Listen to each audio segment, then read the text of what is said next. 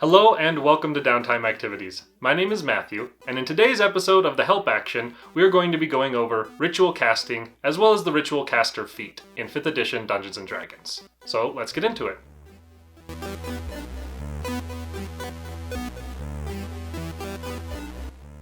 Let's start by breaking down the rules for ritual casting in 5th edition.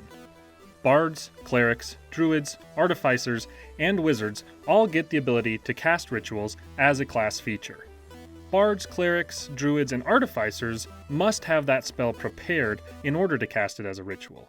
However, Wizards can cast any ritual written into their spellbook as a ritual, whether it is prepared or not, making them really effective ritual casters. The rules for casting a spell as a ritual are as follows. The spell you're trying to cast must have the ritual tag. You must spend 10 additional minutes on top of the normal casting time of the spell in order to cast it as a ritual. You do not expend a spell slot when casting a spell as a ritual, so it can't be upcast for additional effects. Throughout the entire time that you are casting this ritual, you must maintain concentration. And lastly, you still have to provide all the material components that the spell normally requires.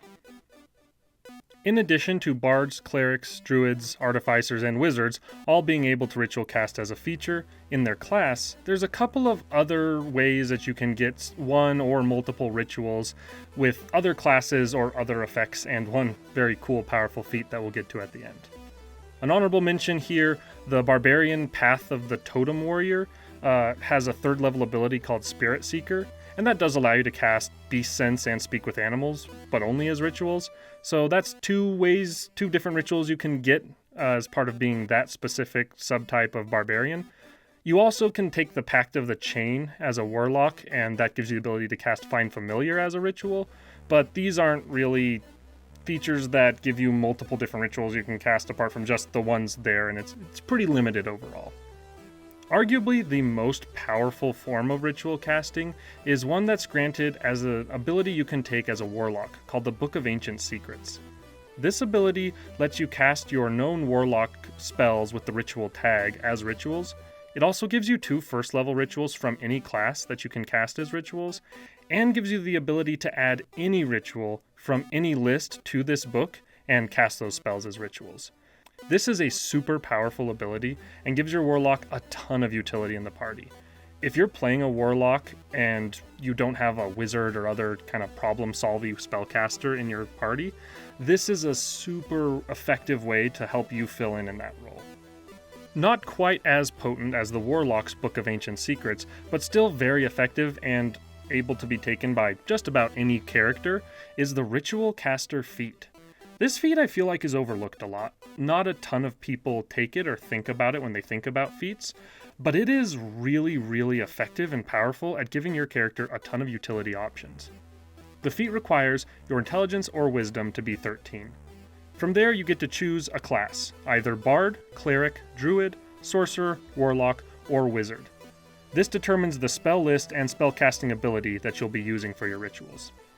You will get 2 first-level rituals from the list you choose for free with this feat, and then can add others from that list later on, as long as its level is less than or equal to half of your character level. This is a really cool feat that gives you some really powerful and interesting options when building your character. Depending on which spell list you take, the utility that you can add to your party as a fighter or a monk or any other class is pretty incomparable to any of those class features that you would normally be getting. Quickly, I'd like to go over the different spell lists just to give you an idea of which ones are worth taking and what the kind of idea behind the spells that you'll get from them generally is. To start with, Sorcerer and Warlock lists are not really worth taking at all, unless for whatever reason you really need to for whichever spellcasting ability you're trying to use or something. Overall, they're just short and made obsolete by the other lists here.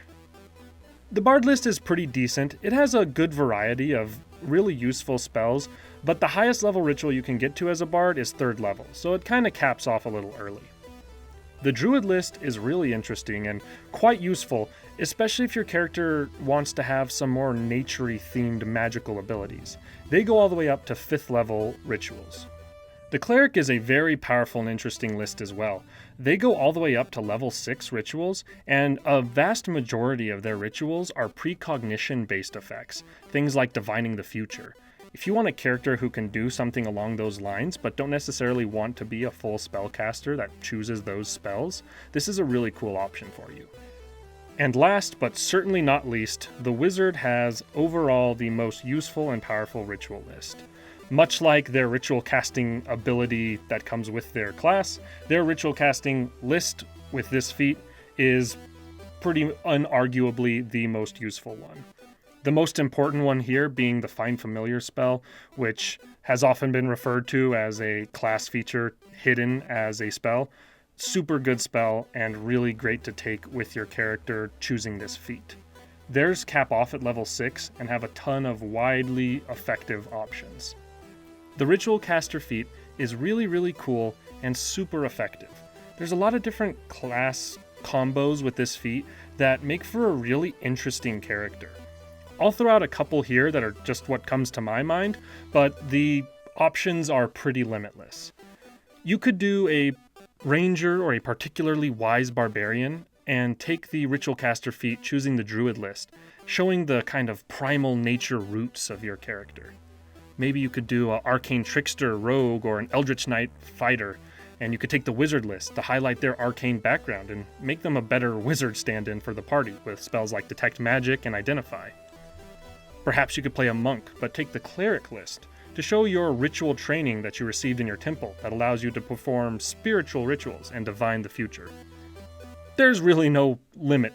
Your imagination can go wild with this feat. Adding these rituals can make for a super cool character.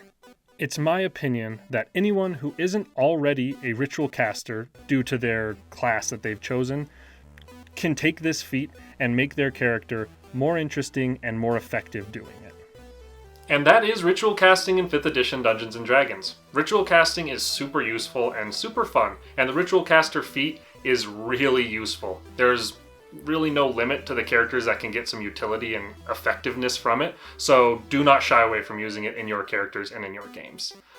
I hope you enjoyed the video. If you did, please leave a like. Please leave a comment down below with any interesting Ritual Caster build ideas that you have.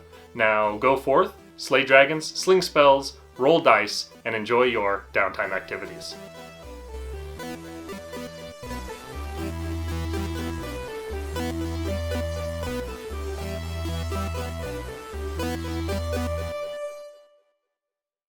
The Help Action is a series where we break down a RPG idea or rule system, and not rule system, it's just rule. I feel like my phrasing is just weird today. I got it. I get you, man. Bastard. Ooh, touchdown.